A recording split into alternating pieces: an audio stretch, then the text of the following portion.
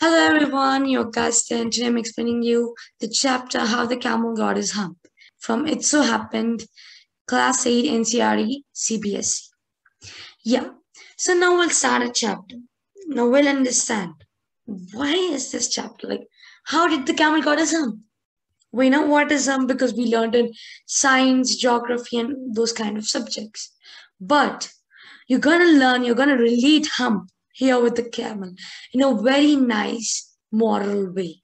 So we'll start the chapter without wasting any time. In the beginning, when the world was new and the animals were just beginning to work, there was a camel, and he lived in the middle of the howling desert because he did not want to work. He ate sticks and thorns and prickles. And when anybody spoke to him, he said, hump, just hump and no more. Now, this particular para means that, there was a camel in the middle of the howling desert. It didn't want to work and it was a lazy. It was a lazy animal. He ate sticks, thorns, and prickles. It was his diet. Okay. And when anybody spoke to him or when anybody asked him to work, he simply said hump and escaped from that particular work. And let's continue the lesson now.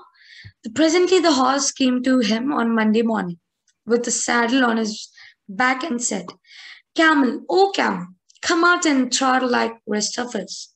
Trot means walk, okay? I'll just, something like a jog kind of thing, you just jog, okay? But hump, said the camel. Camel again escaped from that work, okay? Now dog comes to this camel with a stick in his mouth and he says that, Camel, oh camel, come and fetch, carry like rest of us. But camel says hump again, and he escapes from this work too. Similarly, when ox asks him to plow the fields, camel doesn't do it. He simply says hump again. So, these three had a problem with camel because he was not working and they went to the man to complain about this particular lazy animal. Now, what this man tells, it's a very heart-touching verdict. The reason is that the man asks them to work double time, and he says that camel will obviously not work. We can't make it out because it is up to the camel. If it doesn't want to work, leave them. But you have to work double time so that you can make up the work which camel has to do. So now these three are very angry now. They are very furious. So they held a panchayat. They had a meeting with each other. So in that meeting, they were deciding what to do, what not to do. They were a bit, they were in a mood like of a furious mood. Okay. So now what happens is there was a jinn. Okay. There was a jinn who was in charge of all deserts. Now what happened? A jinn, he rolled in a cloud of dust. He came back and, when horse asked, jinn of all the deserts, is it right for anyone to be idle? So when horse asks this question, jinn says certainly not. Okay. So now horse says, yeah, I accept it. Okay. There is one thing. There is one animal which is in the middle of the desert with long neck and long legs.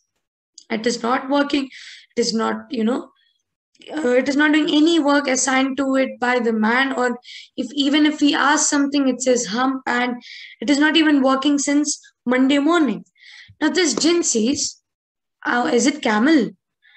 Now how could it guess it? It's simple. When horse tells you that there's an animal in the middle of the desert with the long neck and the long legs, and we know that jinn is in charge of all the deserts, he might be knowing the activities which are happening in the desert. So he could easily make it out that it was a camel. Okay. Now he says hump and he won't plow, said the ox.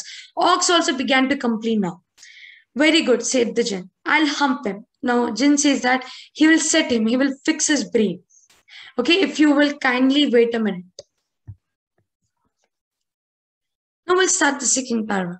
Now, jinn goes to the camel who is at the middle of the desert. And this camel is, looking its own reflection in the pool of water. Jinn asks him, my friend, what's this? I hear of you doing no work. And jinn sat down with his chin in his hand. Now, while the camel looked at its own reflection in the pool of water, this jinn Now he even like he tries to bring the problem faced by the other three, because of the idleness of Camel.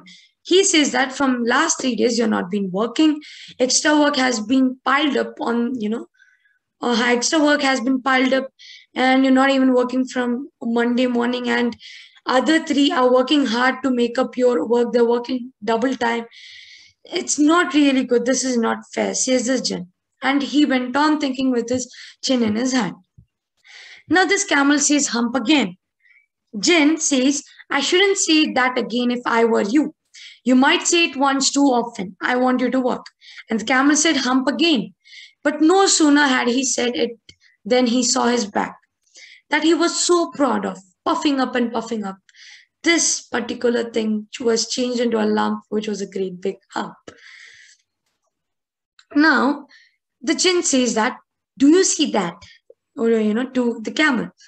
That's your very own hump that you've brought upon your very own self by not working. Because this Camel was not working from Monday, since Monday, and today is Thursday and he's not working because of it. You know what were the consequences?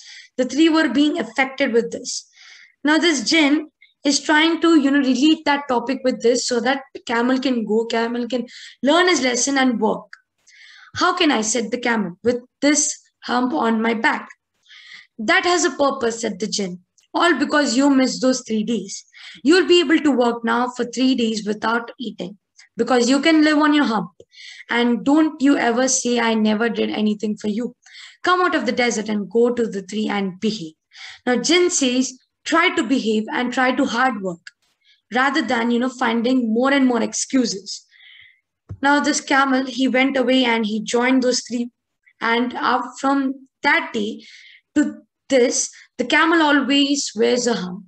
Okay, we call it hump now, not to hurt the Camel's feeling, but he has never yet caught up with the 3 days that he missed at the beginning of the world.